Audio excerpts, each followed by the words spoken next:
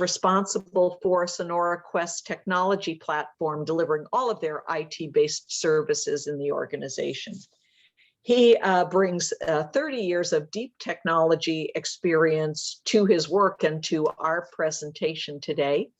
He's got his CISSP and also an MBA with a concentration and a Master of Science in Cybersecurity Operations. And he has also worked with a Fortune 500 firm advising Department of Defense contracts. So he brings not only healthcare, but also defense to the table to us this morning. And with that, Rob, I am going to turn it over to you and look forward to listening, talking, and learning from you this morning. Perfect. Thank you, Kathleen. Appreciate it. Well, good morning, everybody. And let me double check on the screen share. We'll give a thumbs up. You can see that introductory slide, yeah? We can. Okay, perfect. So as I go through this, again, please jump in here at any time and ask those kinds of questions. The intent really for me as we go through this agenda is to talk about careers in healthcare. And I kind of label this the Gordian knot. I'm, reaching back to kind of antiquity of, this unsolvable thing that's so knotted together that it's very complex and you can't understand it. And how do you break that apart? And I also kind of pulled in this analogy of the Rosetta Stone, that where you have, Egyptian hieroglyphics that made no sense by themselves. They were just some sort of symbolic thing that no one understood until they discovered this Rosetta Stone and how they could translate the thing that was inconceivable into something that's a little more viable. And so that's kind of the approach in that career and in healthcare and what that looks like for cybersecurity and kind of that alignment. And so I'll go through that. I'll talk about SonoraQuest. And what I want to do is give you some context of the organization, of what we do and how that informs and guides and shapes our cybersecurity posture, how that drives our cybersecurity responses, and understanding that alignment with the business. Because it is a little bit unique in the business model, but it is not unique in your cybersecurity approaches. And then spend a little more time also in this dialogue, talk about a new cybersecurity framework we're just rolling out. So I'm going to give you a lot of tactical things, I think. We'll talk about some roles and responsibilities. I've got a cybersecurity rubric, if you will. How do we do things? It's just one approach. It's something maybe you can look at and go, oh, that's an interesting approach given an interesting dynamic. And some takeaways maybe that may be a little more broader or strategic as well. So that's the summary slide, and I'll just jump into it and talk about who we are and why we're here. Great. SonoraQuest, and I won't read those slides to you, is really the who we are and what we're about, and our mission statement there that you can see. Interestingly, we've got about 3,200 team members. We serve 26,000 patients, 28,000 patients, depending, daily. There was a thing called COVID-19 you all may have been familiar with. We were intimately involved in that from a laboratory perspective as far as testing. At one point, we were doing 55,000 COVID tests a day. And so that was a pretty significant event for us operationally, not only supporting the patients and the people affected, the state of Arizona, the nation, the globe, if you will. It has some interesting business impacts on us and how we run our operations, how we're able to scale and be agile about that. So it was kind of an interesting year last year, and as we come out of that. And so now, frankly, on the COVID-19 response that you see is what we're doing is a laboratory, and how we're integrating COVID-19 is just another standard test for us. Founded in 1997, we are a partner organization between Banner Health and Quest Diagnostics. So if you were to go to any Banner Health facility, Banner hospitals, that is the laboratory component of that is our responsibility. And so we have tight integration with them. Quest Diagnostics is more of the commercial side. So you'll see we've got 84 different locations across the state of Arizona. So you'll see our patient service centers throughout the location. And so we have to reach out and push those services all the way to the edge, as close to the patient as possible. So many of you may have experienced that. Hey, I'm going to go to a SonoraQuest site at somewhere close to my home. Yeah, absolutely. That's our business model is pushing that out there. You can also kind of get a sense of the operational tempo of what we offer and what we do. We do about 70,000 tests still today, where our business is picking back up again as the medical community kind of comes back online, and those elective surgeries and non-elective surgeries, if you will, are getting started. Keeping in mind that almost 85% of all medical procedures begin with laboratory components. Oh, let's get your labs and see what's going on and your primary care physician comes back and says, oh, your labs are back and you begin your treatment plan. So that's us. And so what we do is we take all of that information, we take all of that patient engagement at 70,000 specimens a day, and we do it right here in Phoenix. That is the picture you see is our main laboratory where we have a large footprint, and we do all kinds of different testing, and I'll get more into that detail. We also have a second larger campus in Tucson as well, and that's kind of a backup for us. So that's what we do. And here's really how we do it. Now, a little bit of bragging point for us, but it's also emphasizing the quality and to make sure that the results are spot on and that we are 100% accurate in all we do, because the worst thing that can happen is a false positive, false negative. There's got to be this rigor around our quality and the way we deliver deliver those results in a timely and actionable manner. And so there's a lot of emphasis around that. So that's us at a high level. Now, with that said, what is that Gordian knot? Here's some of the technologies that we're talking about here that we use on a day-to-day basis at SonoraQuest. Let me just run through these pretty quick. We are cloud-based. We have presence in Azure more than we do Amazon or AWS. We do not do anything in Alibaba, Google, IBM, or any of those other players. Some of that's regulatory requirements. We need to be onshore. We need to be US-based only for HIPAA high-tech, PCI compliance, those types of things. X as a service is really everything as a service. We're moving into software as a service. We're moving into desktops as a service. We're moving into infrastructure and platforms as a service. So kind of all of those components we're leveraging. We're moving the organization away from traditional on-premise bent metal servers and storage while we still have that. The vision of our CIO and our executive team is to move into a software as a service, cloud-based organization so we can respond quicker with a little more agility and frankly get out of the hardware business and focus more on the applications that patients consume. Internet of Everything, we absolutely have that presence. So we spend a little bit of time talking about this. And this is lab instrumentation. We have 164 different applications in our environment right now because it's based on a specific lab instrument. For example, we have genetics, genomics, hematology, cytology, urinalysis, anatomical pathology, gross anatomicals, general lab services, COVID-19 testing, influenza testing, all the different panels, all the different specific tests. So think of this as a hub and spoke relationship, that these spokes come in from these very unique, highly regulated laboratory instrumentation, but they've got to be aggregated into something. But the Internet of Everything also includes temperature monitoring. We have specific conditions to maintain specimens at specific temperatures and availability. We have courier cars that you may have seen on the road that go pick up specimens and deliver them from those remote locations from Tuba City and Lake Havasu and bring them back to back into Phoenix, if you will. Well, we track those. We track the specimens, we track the vehicles, we track the drive times, we have GPS tracking. That's all data, that's all information. So the Internet of Everything is really comprehensive. From building HVAC to door card badge readers and security cameras at our site over in the Biltmore. You get my point. There's a lot of stuff out there. We have a social media presence, of course, to support the commercial laboratory. We do a lot of automation and back-end automation to try to make that as efficient as possible. And then a lot of B2B connectivity. And so that business connectivity is how do we feed those lab results back to your primary care physician that's in a private practice in Glendale, which is different than the hospital of Banner that's sitting right there in Phoenix, which is different than maybe a collective of physicians in a full service system in Peoria. There's a lot of that B2B connectivity. We integrate with the state and federal government and send out data on what are the COVID numbers, what are testing results, that type of thing. So we've got a lot of inputs and outputs as well as once we aggregate in that hub and spoke and send the information out. Work from home is doing well for us. That's definitely COVID driven in the sense that not in the laboratory, but in admin, IT people like me. Can we work from home? Administrative personnel. But if you're working in the lab, yeah, you got to be on site. You got to wear your PPE and you've got to put those specimens in instruments and test it. So there's a bit of a dynamic there. Mobility is another thing we're looking at, and we're using GPS and tracking the cars and all that.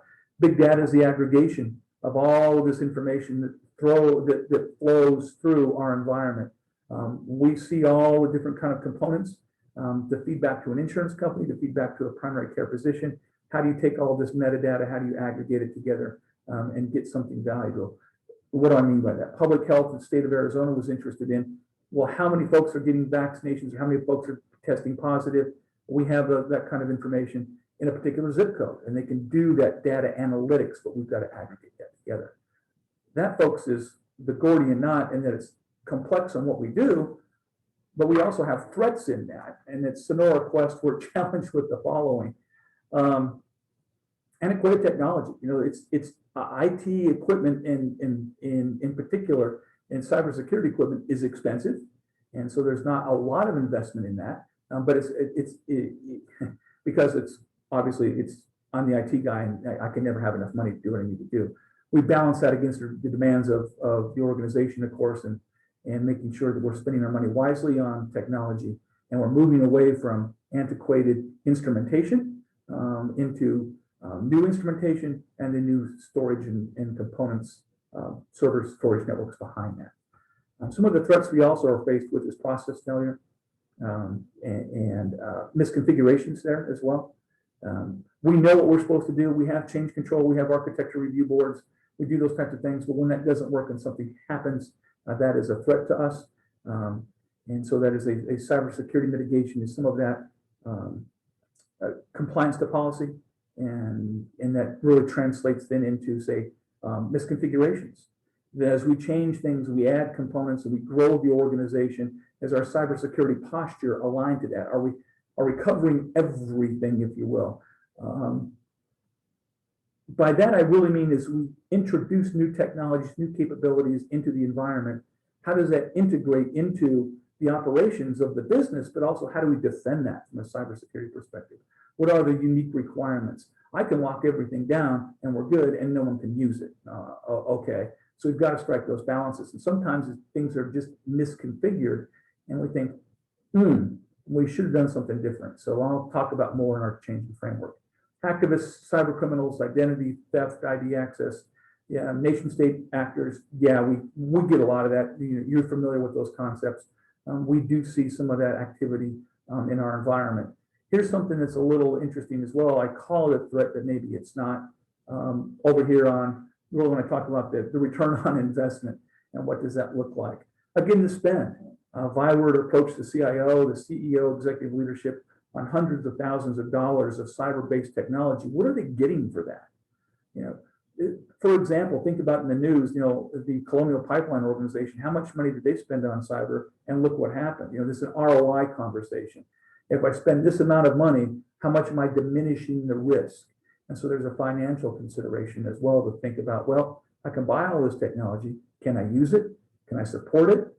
Do I have the right people on the team with the right skill sets? There's a lot of implications that cybersecurity brings to a head that may not be specifically technical, that absolutely have a direct impact that we need to be mindful of. And then insider threats is always just that. People misusing the system and emailing things they shouldn't. Of course, we mitigate for that. The other one I call out here is an interesting kind of a threat is regulatory compliance. We have to follow regulatory compliance in the healthcare space, in the laboratory space specifically. We have annual inspections about how we're doing quality control, how we're running those processes and procedures and configurations. And if we're not compliant, we can be shut down. So that's never a good day. When you have to tell a hospital that your lab no longer runs because of some administrative or compliance issue, that caused a problem. How does that apply to cyber? Well, that can be process and procedure, but it also is a little more esoteric in the sense of those instruments that I mentioned earlier that are run by all these different companies, 164 different applications. They have to be finely calibrated. So we have a lot of vendors that come into our environment from a lot of remote locations to validate, to actually go through and touch the instrument and validate their configurations and validate their accuracy. Makes sense. But from a cybersecurity perspective, I've got to let a team in from Switzerland to come in and talk to the Roche middleware server, to talk to the Roche instrumentation on the lab floor to validate configurations.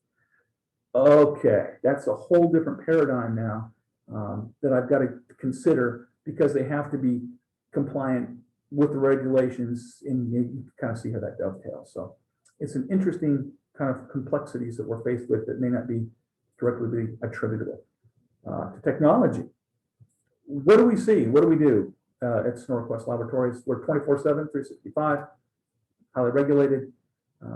Social media is an interesting presence as well, because as you know, in cybersecurity, I would submit that it's just not about the technology that is a component, but open source intelligence, OSINT, if you will, forensics, some of those other components that fall under the cyber umbrella, we do have a presence in that. And so we are mindful of the other components outside of straight up technology, as if there are other applications and things to be mindful of, and social media presence, how we're being perceived, what's going on in those echo chambers out there, and how do we manage those. I talked about we are hybrid on-prem, in the cloud. Our application count has grown since this slide as we're rolling things out. International teams, we're about 75% virtualized, so some of those components in. Interestingly, if you look at the bottom here, every day, about every 5 minutes, if you do the math, someone on the outside is trying to get into our environment. The good news is we see that happening. We watch that through our technology. We try to understand what that reconnaissance looks like, and what those brute force attacks look like. And so we align to it to be aware of what those sources are, and then how do we remediate that? Many times we'll just watch it and see if there are traffic patterns that we need to be mindful of, or that's interesting traffic. The point here is that it happens. We do go back and watch those closely. We talk about as a solution maybe is geo-blocking. There are some locations that we have to block by geography, and we do. And then there's some places that we don't. For example, that Switzerland example I used earlier. I can't block all of the EU because our vendors can't get into our environment. So again, it's this balance, this compare and contrast, if you will, that happens. The cyber door knocks of people trying to get into the environment also is an ROI conversation. Say, hey, look, we just spent 250 grand on a particular platform from a particular vendor. Here's what that capability has given us, and here's what we're able to see, and here's how we're able to remediate it. In the past, we didn't even know dwell time, right? We weren't aware of what was happening. So I've been in transmit mode. Let me pause there for questions, comments, and what we're going on. Thanks, Okay. Rob. If anyone has any questions, feel free to come off mute. Got it. Well, that's the mess that we're faced with, is the bottom line there, folks. Always kind of different technologies and threats. So what do we do about it? At SonoraQuest, we have divided into two departments, IT&S, which is where I work. The cybersecurity function, it falls under my realm, but we also have a separate and distinct information security department. So think about the Venn diagram in two overlapping circles, if you will. In IT&S is me, technology lives in that space. We use the separations of duties principle that the information security is about governance, compliance, and regulations. We don't grade our own homework. If the firewall does what the firewall does, the information security team aligns to that. We are task organized, functionally independent, and operationally synchronized in that we organize based on a particular event. We have cybersecurity engineers, network engineers, service engineers. We can kind of come together and figure out what happens, but otherwise they do what they need to do on a daily basis, and then we try to integrate that with the standard operating procedures. So here's how it breaks down between the two different departments, if you will. I work for the CIO. I work in the technology space, but our InfoSec team that's responsible for governance and compliance reports to the Chief Risk Officer. Cybersecurity is a risk management technique that's implemented through technology, and so that's why we separate it and have those different streams. Pause here a little bit too and say, well, I'm responsible for technology. InfoSec is responsible for those security processes and policies. They define the policy. An example, Active Directory passwords need to be refreshed every 21 days. Got it. I'll go implement that in AD, and I'll make sure we're compliant, as an example. I don't particularly care how long the time frame is. I just need to know that it's a policy, and we subscribe to that. The risk team will make that assessment of 21 days is too much, it's not enough, it's whatever those conversations are. I don't generally get involved in that, but other than the application of the technology. And so again, HIPAA, PCI, DSS for all the payment cards. If you think about SonoraQuest experience. You go into a patient service center, you can swipe your credit card right there as a point of sale. So there's some of that component as well. But again, we'll provide the network connectivity and firewalling, but the compliance piece is in that separate department.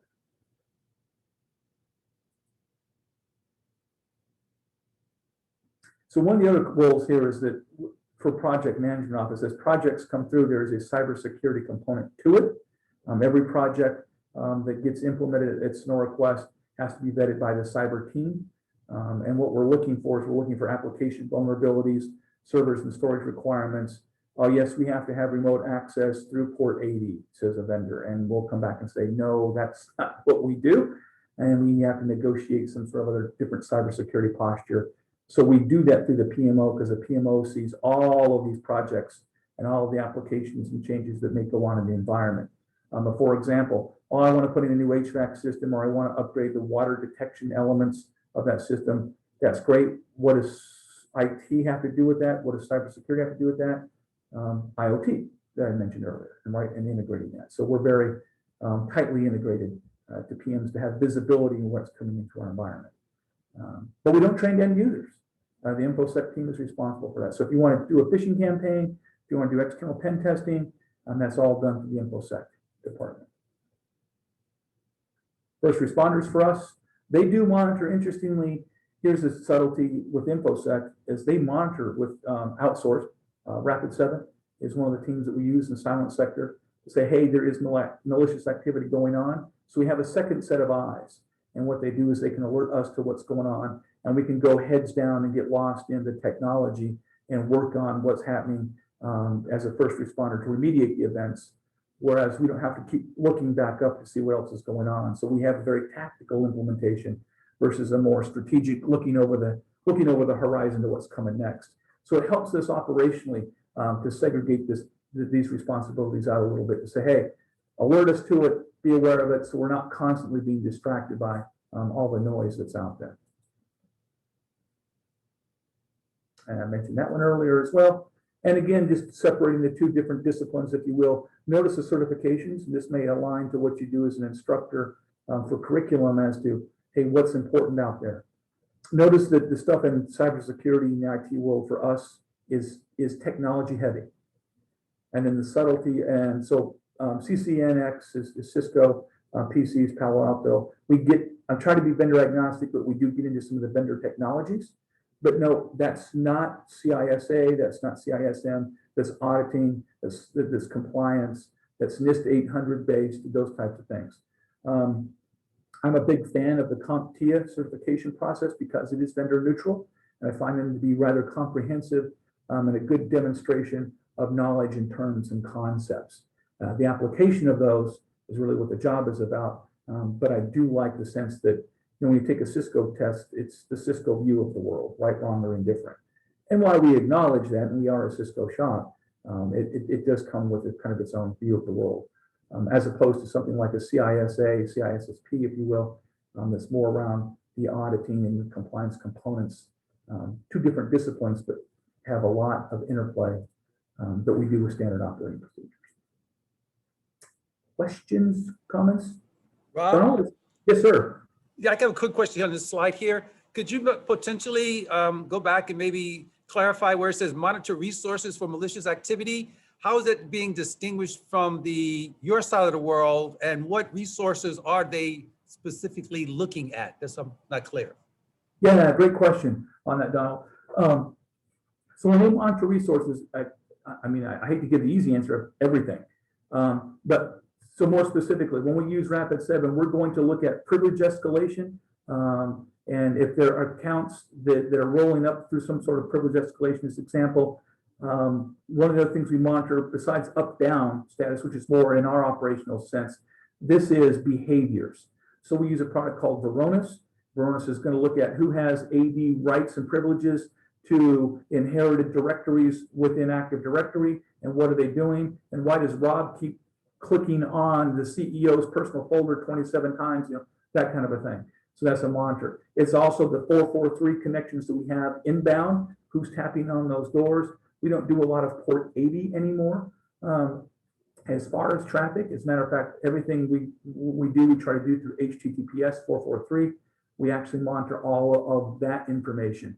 So it's about role-based authentication, privilege escalation. What are you doing with the data? How are you moving?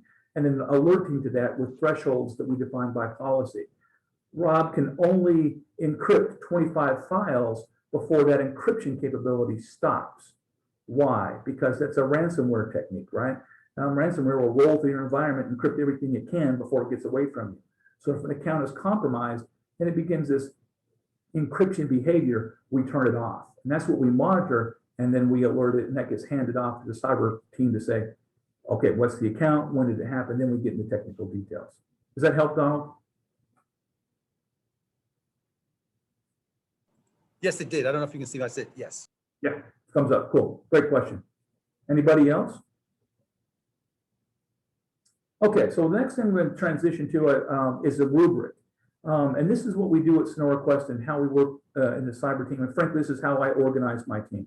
And so some of your students may ask, hey, what's the opportunities in cybersecurity? What does that look like? Well, kind of in the real world of a job type of a thing. When I get out of school, what am I going to do? Well, you come to SonoraQuest, this is the Rosetta Stone. This is translating all of that mess that we talked about earlier on into something that you do in your job. I use this rubric, this career tracker, with all my team members. We sit down in our one-on-ones, do our annual performance reviews. Hey, what are we doing as far as training? And I use this to guide a conversation. This is not prescriptive. It's not where you have to do the following things to be successful in the organization. This is a career tracker roadmap for you as an individual contributor to be successful in this company. I have it for cybersecurity engineers, database engineers, systems administrators, those different disciplines, service desk personnel, but we try to focus on it. And so you'll see as we're graduated here, 1, 2, and 3, foundational, advanced, and mastery. Guiding principles, again, not prescriptive. This does not take place of the job description because HR would come find me. But it does help kind of guide the organization and help really work with the team members. I won't read those to you other than to call out, note how it grows from a foundational cybersecurity engineer on the left, that they understand incident response, that they refer to documentation. You move to the right, and in the advanced roles, you're going to see someone that says, I create the documentation. Further on in the mastery level, I critically review said documentation and knowledge bases. So you can see the progression of responsibility with the time and the roles as well in this rubric. So what the expectations are, what are the differentiators between foundational, advanced, and mastery. So one example, and what do you do day in and day out besides other duties that Rob gives you? Proactive monitoring, incident detection in that introductory role, being to understand the environment. ENOSC is our Enterprise Network Operations and Security Center. So that's a mouthful. What we've done is we've kind of blended those capabilities together in service desk and supporting them in that monitoring and incident detection response kind of coordination. Moving to the right in that emphasis swim lane, if you will, note how they start building into cloud and they start looking at threat analysis, a little more sophisticated. And then as you move into that mastery level, that cybersecurity engineer level 3, forensics, investigations, predictive threat analysis, you kind of get my point, how this is progressive, how it builds, how you really can't beat the scar tissue of doing the job. Yes, you can have these principles and this emphasis and this training, but actually getting hands-on and experiencing and having those oh geez moments for a couple of years, 2, 3, 4, 5, 6 years, that's invaluable. Here I would submit to you that while we're in the healthcare space and it has unique applications and components, it really isn't any different than any other business. The foundational things you see here, the advanced concepts you see here, would be the same, if you will, if you were working in an industry that builds tractors. It would be the same if you were working out at USAA or American Express or at Amazon and any of the other organizations here, in the Valley, in those large companies. You go to Wells Fargo, they're going to want you to work on an on-call rotation. They're going to want you to do threat analysis. If you're a cybersecurity engineer, they want you to do predictive threat analysis. Those concepts are really the same. So in healthcare, there's nothing unique other than you might have more applications, than you would maybe in a financial setting or an industrial setting. That's fine, or even an educational setting. But the concepts still apply. The concepts are very transferable, and the value is in the guiding principles and emphasis, and that scar tissue you get to just, frankly, just flat out experience. The piece I really want to emphasize for you in this conversation that we have with our team members at SonoraQuest is this middle swim lane called the IBT indicator. That's interpersonal, business, and technical. This is you as a person. This is you as a team member. This is who you are. In a 360-degree approach. When you come in as a cybersecurity engineer, you need to know the technology. What does that look at? Well, it kind of translates into certifications training. You need to know N+. You need to understand the OSI reference model. What is layer 1? What is layer 6? Why is it different? What do I do with it? Why do I care? The context around it. Understand the terms. For me personally, I have a sticking point on terminology. I like precisions in terms and definitions to use that and create that shared understanding with common terms that we all agree to. Sometimes you have to reset that, but that's okay because it's heavy on the technology. You got to work with team members there in the purple. Did you see on the purple side? And you have to understand the business. Why are there now 160 applications in your environment? What are they doing? How do they play together? So you've got to spend some time to do that. But once you get it figured out, notice how this changes. Now you're going to spend even more technology, time, and space in this IBT indicator to do threat analysis, to look at CVEs, to understand what that means, to go out to other organizations and understand their technologies and approaches and solutions based on your business knowledge. But notice the interpersonal skills don't change. You've got to be a good team member. You've got to work with others. You've got to work within your cybersecurity team. You've got to work within the IT&S team. You've got to talk to non-technical people and have to have those soft skills, those interpersonal skills to not only deal with folks in your group, but outside that. All of my customers are outside of the IT&S department. That's in finance, administration, laboratory operations. Those are all my customers. The cybersecurity engineer represents that entire department in whatever engagement that looks like. Again, the emphasis on those soft skills. And notice as you move into that higher level, again, building on it, you're not going to do a lot of technology. You're going to get back in the business, but notice the heavy emphasis on interpersonal skills at that mastery level. This is because as you're going to work with senior leadership, notice that some of the emphasis here as at the mastery level is really cross-functional teams, principal technical advisor to directors, liaison to the information security department, which is a separate organization. Some of that's forensics and threat analysis, yep. But again, it's being able to work within the organization to leverage your skill sets. And that's heavy emphasis on that soft skill of being able to work with others and communicate broadly some of those technical details. And then yet be able to turn on a dime and jump back down into some of the eaches. Notice the certifications aligned to that. I will call out here on the far right-hand side at the mastery level. We have a journey that we go on as leaders in SonoraQuest, and that's a one-week training on leadership and management skills. My senior level engineers attend that. We do things like a Myers-Briggs inventory. And so we come back and we post, I'm an ENTJ, and so that helps us understand who we are and who you're kind of dealing with. But again, an appreciation of the value of people, process, and technology. And yes, while they advance into some more specific vendor-related certifications, it really becomes the emphasis on the people part of that as they progress through it.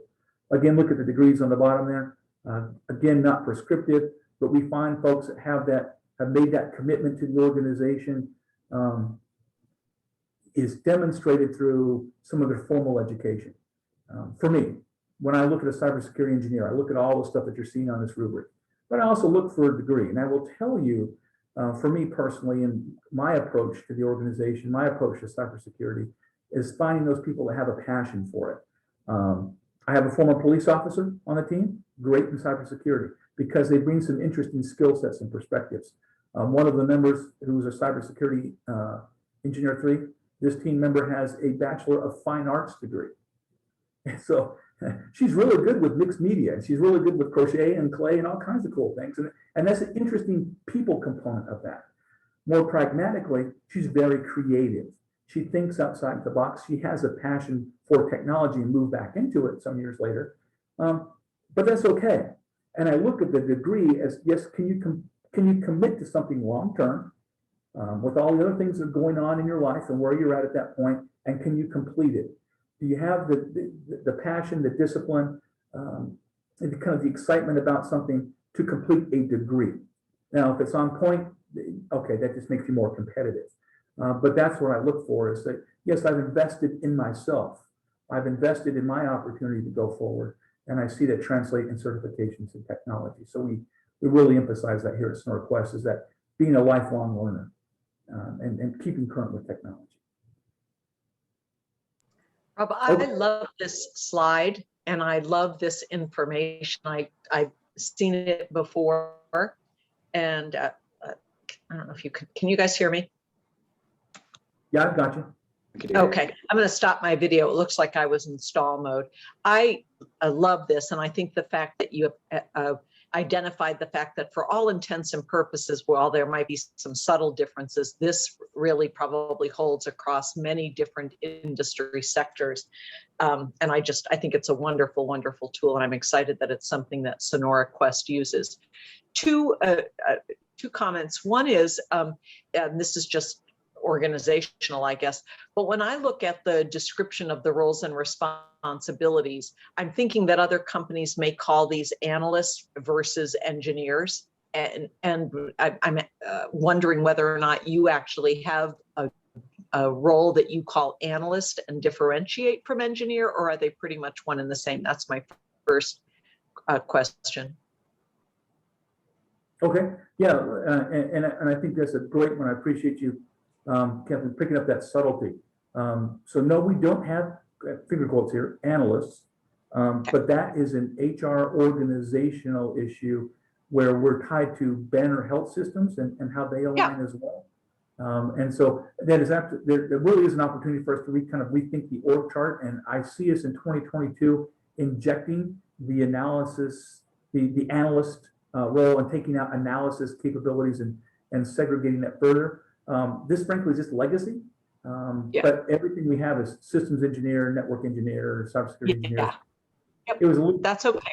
When I looked at the description of the roles, it was very comparable to what I see in analysts. I just wanted to make sure that there wasn't something in addition to the way the engineer here. So that makes, I totally get the legacy. My one other observation, which I suspect many of the education partners have picked up on too, is you are more unique, I think, as an organization in that the number one, you talked about the flexibility of the education requirements, and it's always a combination of education and experience, et cetera. But the fact that for your level 1 position, an associate's degree is listed as the minimum level versus a 4-year degree, which is more unique than not. And I'm guessing that's either also maybe partially legacy, but also that you've, through experience, have determined that individuals don't always need a 4-year degree, no matter what the discipline is, whether it's fine arts or computer science, to do that role. And I wonder if you have any other comments on that. Yeah, I appreciate what you're saying there, in the sense that if you can do the work, how you gain those skills is less important to me and to us as an organization in the IT department, specifically, than anything else. We have found that in a competitive market that there are some great skill sets, and we don't want people to self-select out because it says required bachelor's degree, or maybe it's a bachelor's degree and equivalent experience. So that's kind of an HR recruiting subtlety that we get into as well. But for me in the IT department in particular, we look at those degrees, say, okay, I've got 0 to 3 years experience. So I graduate from high school. I'm not sure what I want to do. I've committed to something. I've committed to basically 60 credit hours or 2 years or whatever that looks like. And they do that. And so they mature as an individual. They recognize what they don't like as well as what they do like. And so we benefit from that kind of that self-analysis and reflection of somebody, hey, this is what I want to do. And then they demonstrate that clearly by completing an associate's degree and then moving on to a bachelor's degree. And so I think those are, to me, are just indicators of those skill sets. And so it's, yeah, make a commitment to yourself, make a commitment to your chosen profession. But if it doesn't, that's okay, but you'd better be strong in some of the other areas too, right? Yeah. Yeah. Well, and of course, many of our community college and other faculty on the meeting today also have students who are re-careering adults and who are not fresh out of high school as well. And so when they bring that 2-year degree to the table, they're also in some cases bringing other personal and professional life experiences in addition to what the 2 years or 2 years plus of education bring to a high school senior going into a 2-year program. Yeah, I think that's a great point as well. And for me, I was just earlier this morning was actually interviewing some candidates, and for me, as an approach, the resume gets you the interview gets you the job. And so part of the interview process for sure is, to your point, Kathleen, is that holistic approach, that whole person that comes in. Yeah, you got to know what layer 1, 2, and 3 is. There's some basic things. Okay, got it. And you can demonstrate that, the certifications, education. Okay, good. That got you the interview. Now let's talk about who you are as a person, what your commitment is, what your passions are, and what you get fired up about. Kind of what's your personality type. And for us, we don't really interview as much as we have dialogue with prospective candidates, because they need to understand us as well. When you come to SonoraQuest, they need to understand, that's the place I want to work at. So we have a dialogue. You interview me as much as I interview you. And so that we can really have a good fit on both sides. Yeah. I want to ask one more question, but I want to acknowledge I see Don with your microphone off. So I just want to follow up on this, but I do see you have your microphone off.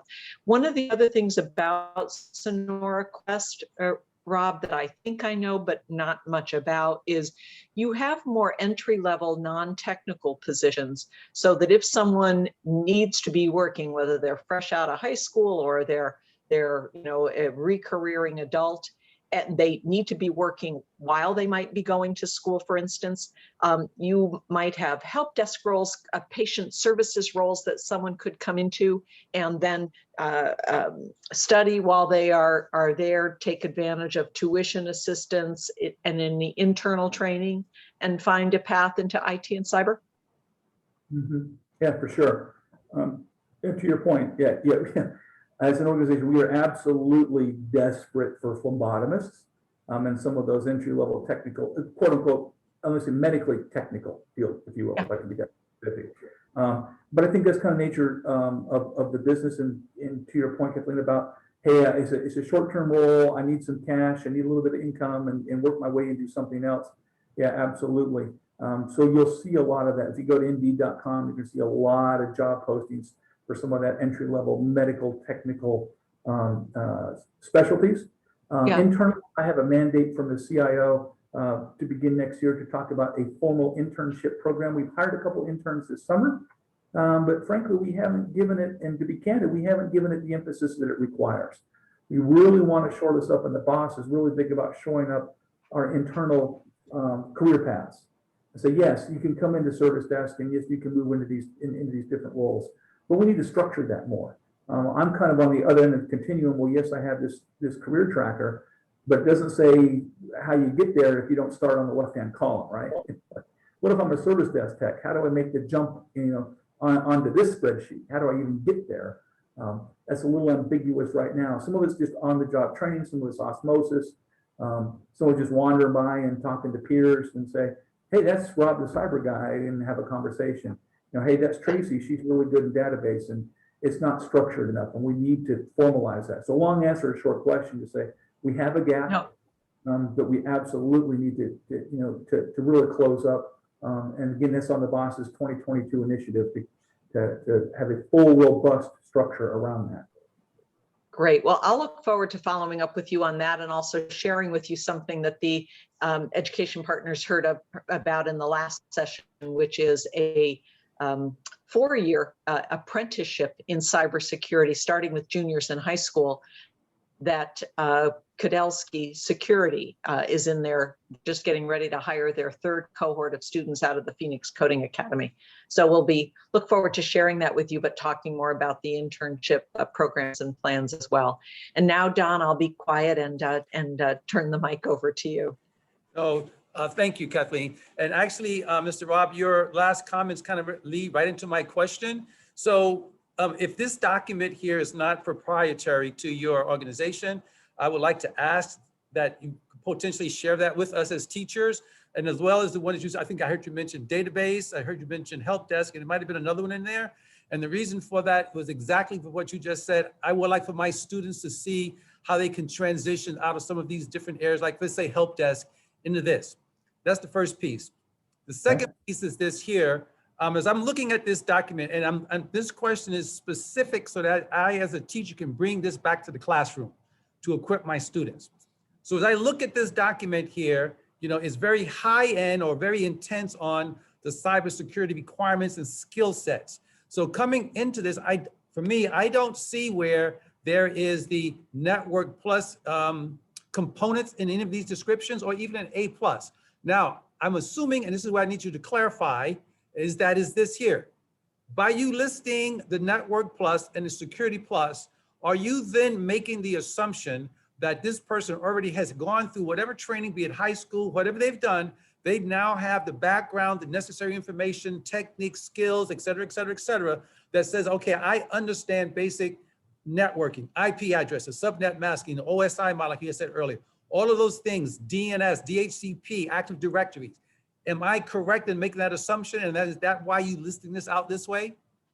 Yeah, absolutely, Don, you're spot on. You have to have that foundational knowledge, the understanding of the dialogue, the implications, the so what, and how it's applied. And so I think in an educational environment, the application of that is really critical, because this, to me, the certifications are a way to demonstrate that.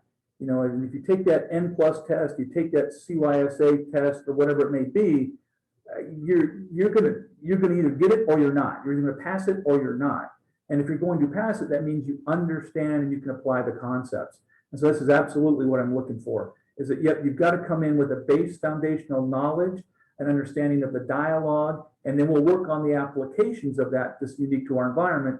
But you got to come in, when I start talking about, to your point, if I start talking about, oh, is that really a /24 and what are we doing about this? And yep, they're tracking, right? They're not spending their time learning fundamentals. They're spending their time building upon fundamentals and putting context around it. To go even further, Don, to your question, which is a great one, once they demonstrate this, perfect, they understand it, perfect, you test for it and do that knowledge check, that's awesome. I would throw out there another thing to consider is something like Visio. Can you take a concept that's as abstract as cyber or networking or servers and storage and make cartoons and then present that?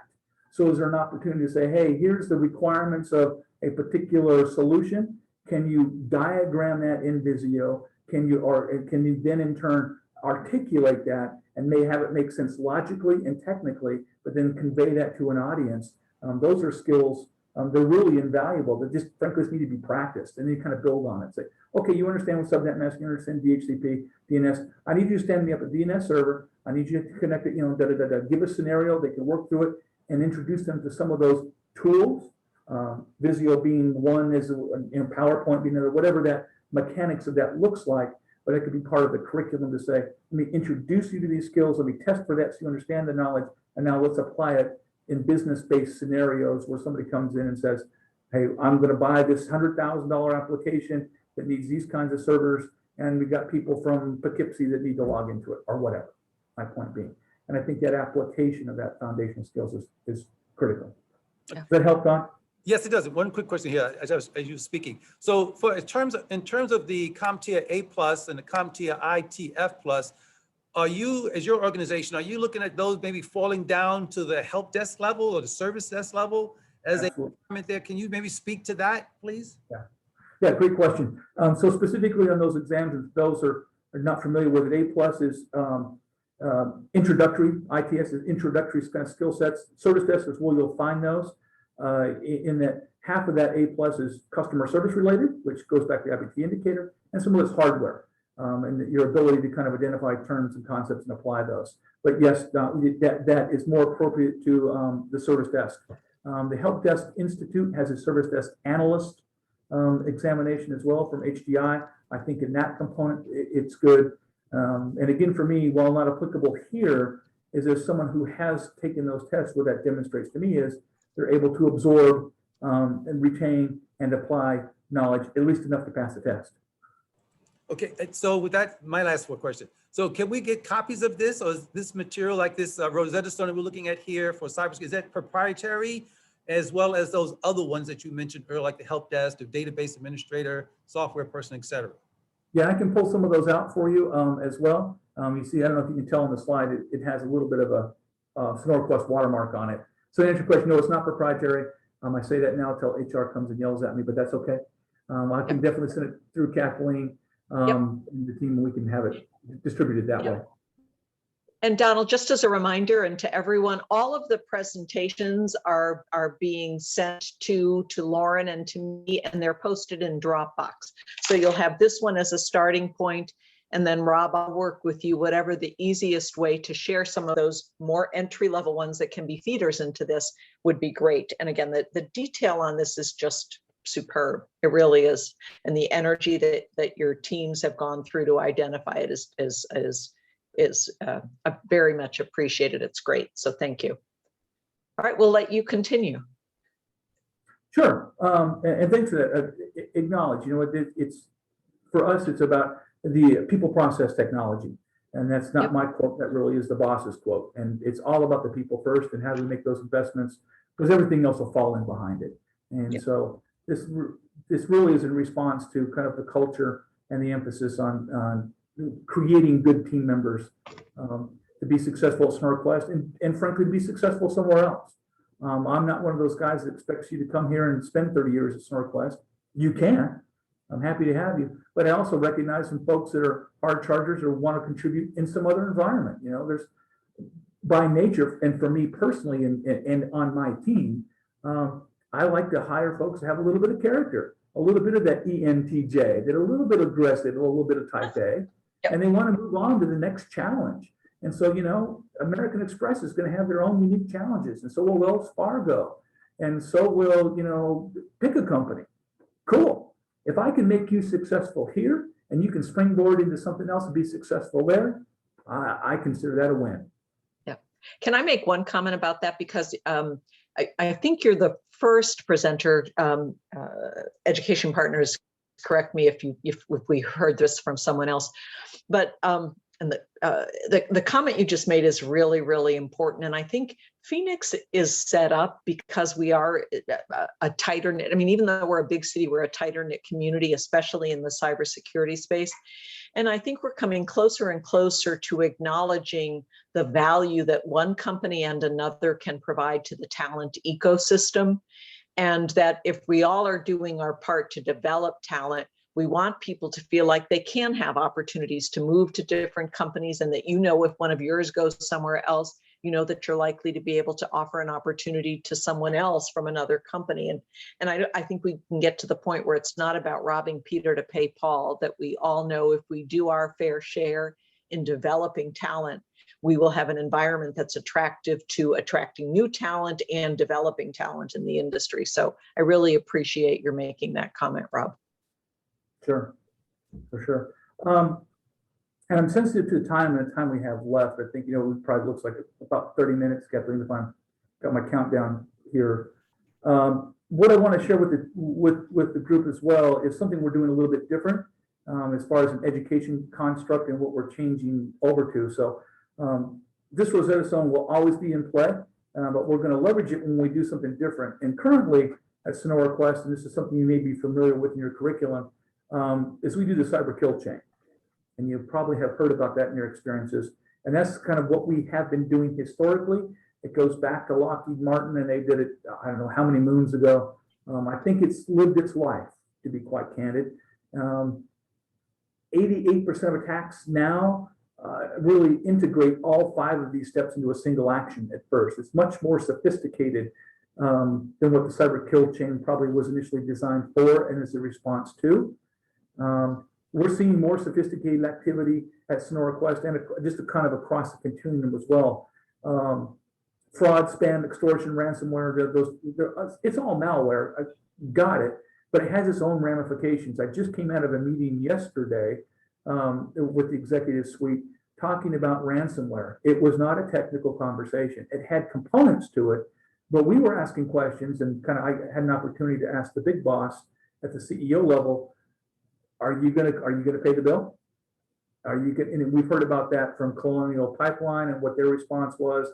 Technically, it was a compromised password that was used to escalate privileges to start shutting things down. Okay, I got technical solutions, but I need bigger answers from the boss and what their approach is going to be about ransomware, extortion, fraud, spam. Someone's sending out SonoraQuest.com emails on quote unquote on our behalf, if you will, right?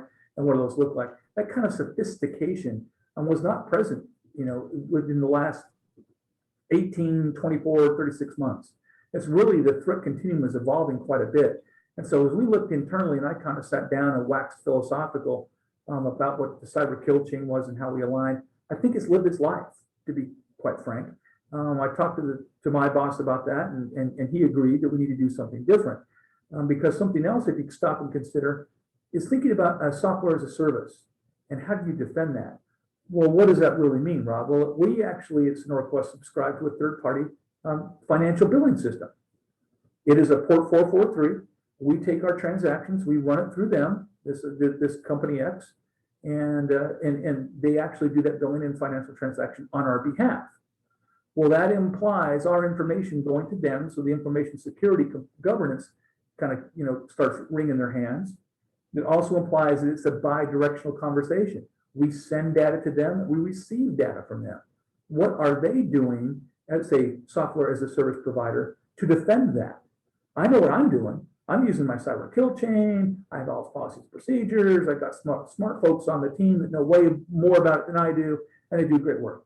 I'm hoping that the other company on the other side of that tin can and piece of string is having the same diligence and same emphasis that I do.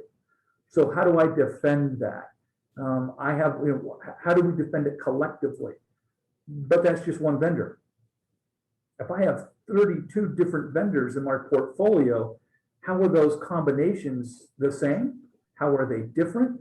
What do those attack surfaces look like? What does that mean? Again, beyond kind of the scope and breadth and depth of this existing cyber kill chain. And so that's why I talked about the need for security controls beyond the boundaries of our network. As we become more integrated with other outside services, what do I do about that? I can only do what I can do. Well, that kind of rings hollow when I've got to go tell the CEO, we have an encryption issue called ransomware, and do you spend the money or do you not? And and have that conversation. So current initiative, we're relooking the cyber frameworks. Okay, it's probably dated. I get the concepts. It's a good idea. And from an educational perspective, it might be something you can share with your students to say, hey, here's an idea of how this flows. But what we felt is that it's dated, and so we're shifting. And we're shifting to MITRE. So MITRE is a company formed back in the late 50s. They're a government-funded organization on the East Coast. They have created an attack framework. They use, and with this framework is a bit of an eye chart. That's what, if you Google these, you'll be able to find the website and be able to kind of dig through that. What they do is the attack framework is a global knowledge base of tactics, techniques, and procedures based on real-world observations. People from the communities upload information, tactics, techniques, procedures into this website. They look at the framework and then really dig into it. But you notice it's not 7 steps. There are subtasks. These are all hyperlinks. You can all dig into it. And what it does, it talks about in this framework is a mapping tool. And so it will map your activities on the red team, if you will, but I mean adversarial activities against your defensive responses as a blue team. And so you can run scenarios through to say, hey, an advanced persistent threat, pick a number, did the following tactics, techniques, and procedures that you see at the bottom of the slide here. They did these things, and here was the response and the mitigation that was successful against it. And so then it maps. And so you start drilling into subtasks and kind of look at that. Say, okay, this is a more robust model because it really maps that out, the red, blue team activities. to create this common operating picture to understand what's happening. We don't do red blue here at SonoraQuest, what I affectionately call purple, which would be the integration of both of those capabilities. That is on my FY22 initiative as well, with the boss to sit down and talk about how do we expand that capability. It leads back to Kathleen and Don's questions about analysts versus engineers, actually creating things versus analyzing things, how those are discrete skill sets, how they overlap, how they don't. This framework I would submit to you is more robust and more relevant because it has multiple contributions. It's a .org, so it's not proprietary.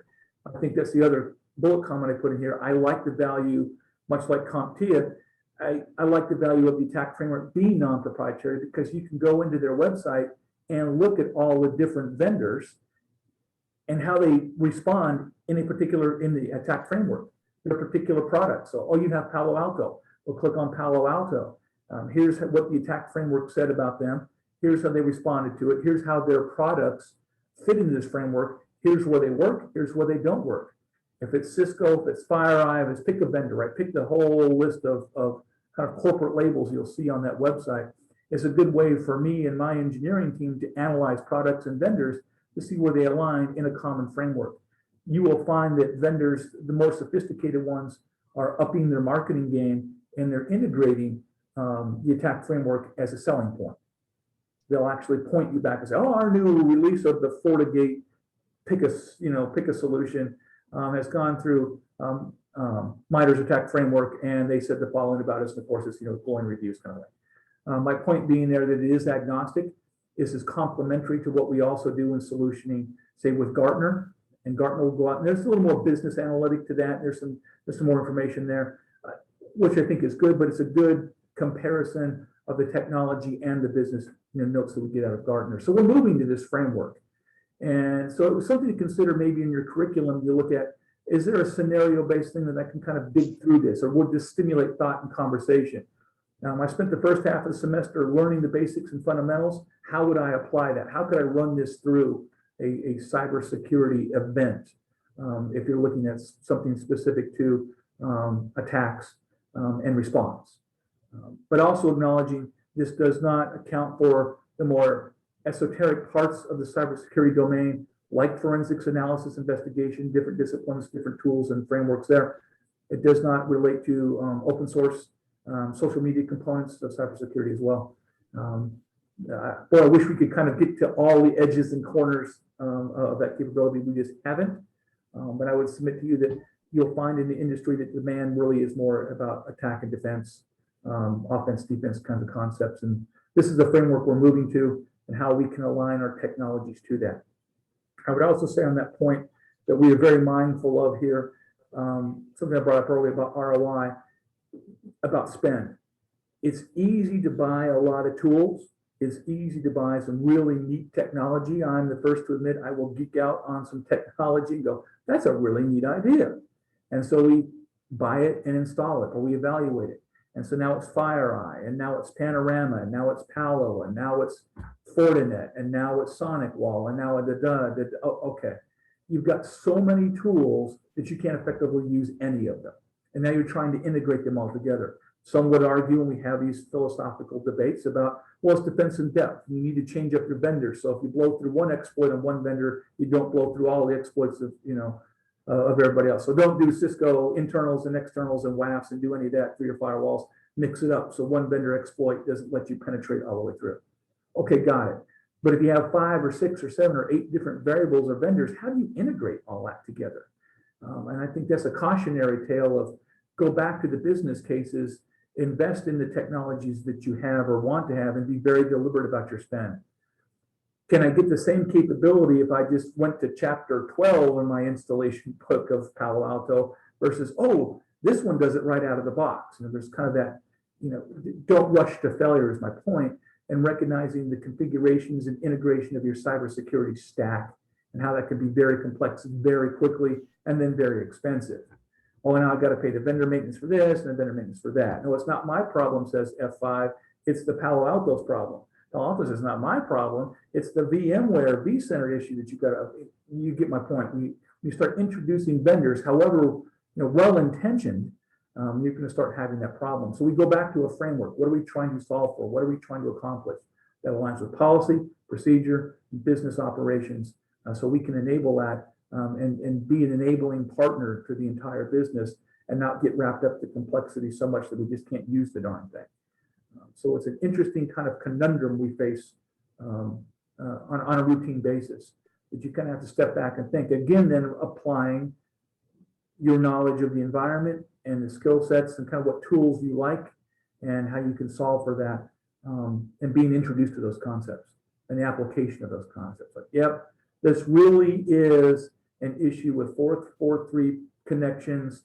And if we did deep packet inspection on the firewall, you know, all of these kinds of conversations that come up are great technically, but again, are okay, what business problem are we solving for? What's the problem statement? If you got to go back to the business and ask for clarity around that, you know, that's where your system cybersecurity engineers 3s come in. That's where your directors come in. That's where leadership gets involved to give your individual contributors very clear problem statements as much as they can for you to kind of organize against. Now, I say that to say, as an educator, is an opportunity to kind of review your curriculum and go, yeah, am I giving the students enough exposure to they pick something that's interesting to them, but then how do they apply it? Can I come up with some scenarios? Can I come up with some examples, some project work, if you will, some homework to come back and say, here's how I would fix this. And recognizing that as an educator, there's no right answer in many of these solutions.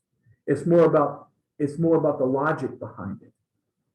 What I affectionately call with my team, I call these Coke Pepsi conversations. Ford Chevy. People have strong reactions to Coke or Pepsi or Ford or Chevy, but they're just trucks and sodas. But can you justify it? Can you go back and say, here's the rationale of why I picked one over the other? So the project is, oh no, this is the only answer that you can come up with. No, there is an answer that can you document it? Can you support it with logic? Can you align it to a business problem? And if it solves that problem, okay, then you can inject maybe a little more variability of cost, of delivery time, of skill sets, and some other opportunities, maybe some more advanced, you know, some more advanced topics of, now you've got the basics, now you've applied the basics, let's change the variables for you a little bit. And they may not be technical variables, or they could be, depending on kind of, you know, what your slant is. But my point is that they're equally important to kind of run through these exercises. Okay, questions on that before I hit the next slide and move on? That was great. Yeah, thanks for that. I'll need the encouragement as we kind of lift and shift here. It's going to be it's going to be a philosophical undertaking at first, to kind of get folks to kind of embrace that change, Yeah. and then like, technology will just fall in behind it. Yeah, one of the comments I'd share with you too, Rob, you probably remember this or maybe from the other externships, but our education partners will actually develop a plan that based on everything that they've heard and learned this week, or a subset of what they've heard, what they're going to bring back into their classroom. So all of the information you're sharing, the presentation, this kind of a resource, the career paths, will probably get incorporated into lots of different plans. So the extended value and the thousands of students that these educators are responsible for, I'm sure we'll get to elements of the information that you've shared with us today. So again, thank you, and this is great. Appreciate that. Always happy to pepper the gumbo. So what we talk about, folks, kind of here we go, right? Complex digital ecosystem is really what we're faced with. Those domains, those interdependencies, kind of the stuff we talked about, that Gordian knot, and what does that really look like? And the cybersecurity is interesting, has a nice parallel to the medical field as well, in the sense that, you know, every doctor goes to medical school. Well, every cybersecurity gets a good cyber foundational education, but then there's the specialties to it, right? There's also there's the neurologist, the oncologist, the pediatric oncologist, you know, all that specialty. I think you see that same kind of specificity in the cybersecurity domain as well. And I want here to fully acknowledge and appreciate what you do as educators in that kind of complex environment. I mean, you've got 890 different ways to go. I could not even imagine creating a syllabus on something, you know, to cover that, or what does it look like, you know, and even a degree program. Can you imagine all the different courses that come out that, that are specifically about open source or hackback or the philosophical, ethical ramifications of cybersecurity, all these different components. I just like, wow. To me, it's overwhelming to think about, all of those possibilities that you're challenged with and then deliver it day in and day out. So I recognize the effort and appreciate what you folks do to make that happen is invaluable. Which goes back to systems thinking. And we talked about systems thinking, being able to have some digital fluency. We had a conversation about understanding those terms and concepts and then being able to apply them. Focus on something is something to consider. What we did here, untying that knot of drilling down into a specific discipline and get into the middle of it. Job experience, scar tissue is irreplaceable. Just actually doing it, living it, and applying your skills. Again, cybersecurity, I think, is again more of opinion here. I do believe it is industry agnostic. You may be new to the business as a cybersecurity engineer, but you're not new to cyber. I can learn the business, and I've worked personally in my career, I've worked for profits, nonprofits, government agencies, and while I spent some time to understand the nuances of their particular business models, at the end of the day, I've got a firewall. I know what I need to do with the firewall. I've got some routers. I need to know the routers, that kind of a thing. And be a lifelong learner. Leverage that Rosetta Stone. Go back and keep current, keep fresh. Encourage your students to say, hey, you know what? I got an associate's degree. That's awesome. Build on that. Continue in whatever form or shape or fashion that does. Ask your students to challenge their potential employers. Hey, what's your training program look like? How are you going to invest in me? Here's what I bring to you as an applicant and a candidate. What does that look like on the other side of the table? What's your investment? I'm passionate about that. I had a conversation with the CFO once, and it was an interesting conversation. And he said, well, what if I pay for training for all these people and they leave? My response was, what if we don't pay for the training and they stay? And that led to some larger conversations. So I would encourage you to encourage your students to say, yep, you're going to do great things. You're going to get a diploma. You're going to walk the stage. You're going to get a cool job and go back to the books. Google is your friend. Continuing education, seminars, participating in externships like this, I think are awesome. I do it because I get a lot out of it in understanding, different unique challenges that are presented to me. And I think it's just invaluable, do we continue that conversation to be a lifelong learner? And folks, there ended the sermon. I will quit yakking at you and happy to answer any questions, take any comments. Thank you, Rob. That was just perfect. If you will stop sharing your screen, you'll be able to see everybody in the gallery view. And thank you for those of you who had questions and comments during the presentation. But if there is anyone who has questions or comments or anything else they would like to share with Rob, please feel free to come off mute.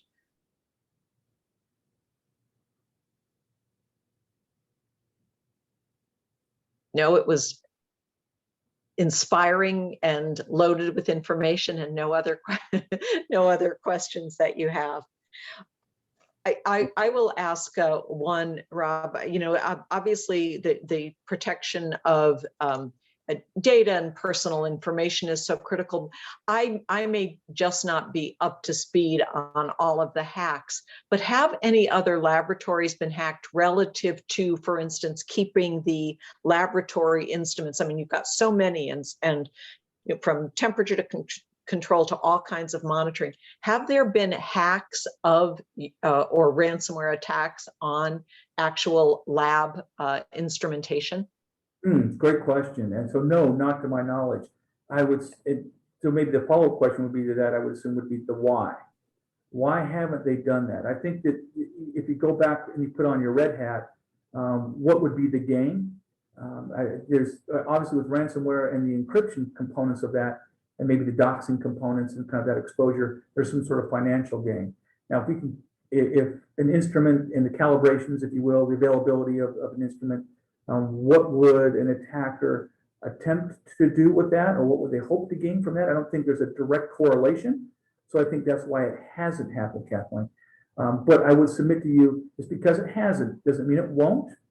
Now, if I really want to get into it as a red hat, I might find something that's juicy, interesting, and the real target in a SonoraQuest hack, to your point about data and personal information, but I would use the instrumentation hacks as a distraction. So what I would do is I would divert resources and focus and attention over onto the laboratory instrumentation, make it overt enough that it does draw attention. Because one of those things and one of the techniques that we see in the cyberspace is that hackers can be subtle about it because they want to achieve, kind of a low and slow approach. I would use it as a diversionary tactic to hack instrumentation, knowing that I'm going to go after something else that's more meaningful and has a direct connection to what I can gain from it. Okay, great. Thank you. Others, questions from anyone else? Please feel free to come off mute. Excuse me. Okay. Well, if there are no others, again, I want to thank you, Rob, for just a wonderful presentation. And as a reminder, all of the presentations are shared in the Dropbox as soon as we get them. I will also follow up with Rob on getting some of those other important career pathways documents for some of the feeders, because I think that could be exceptional. Rob, you're getting some kudos in the chat if you want to take a look at that. And I just think this was a wonderful, wonderful presentation, and just can't thank you enough. So thank you so much for your time, and I will look forward to following up with you on this, as well as on your plans for your internship. I'm looking like I'm in slow motion, so I'm going to stop my video again. Educators, you are now at the end of day 3. You've got your email from Robin from this morning with the reflections. This was a packed day, so I'm sure you're going to have a number of them. We will start again tomorrow at 8 o'clock with our final presentation from Honeywell. And many of you know our presenter, Heather Monthi, formerly with Grand Canyon University. And she's got some wonderful things, plus the fact that she has been an educator. I think she'll bring a special perspective to the presentation tomorrow. And then we also have collaboration time. One of the things that we have found in the other sessions we've done is when, as educators, you have a chance to just sit and talk about what you've heard, what you're thinking about for your projects, etc. It's just a really rich opportunity to talk as peers and think about, listen to other people's perspectives and share your own about what you've heard, what you're thinking about, and how you plan on sharing it with your classes. And that's all that we have for today. I will stay on in case anybody has any questions or needs anything from me. And otherwise, I will look forward to seeing you all tomorrow at 8 o'clock. Thank you for your time and the energy you're putting into this. I appreciate it all. I'm waving back, Julie, even though you can't see me. Thanks, everybody. Sorry, Don, did you get that direct message? Great. Yes, I did. Thank you. Roger, thanks. Thanks all. Again, Rob, thank you. Just fabulous presentation. You've been happy to do it. Thanks, Kathleen. Great. Yay, Don. Okay. All right. Michael, is there anything you need from me? No, although now that you mention it, I'm unclear as to the nature of this project that you're mentioning. I mean, I saw. Yep. So if you go into the Dropbox, and Robin explained it in that first hour that we did on Monday, right. The deliverable on this is a plan for what your ideas are for sharing what you learned this week. And it doesn't mean sharing it all. You might decide you're going to dive deeply into one presentation or a common theme across all presentations.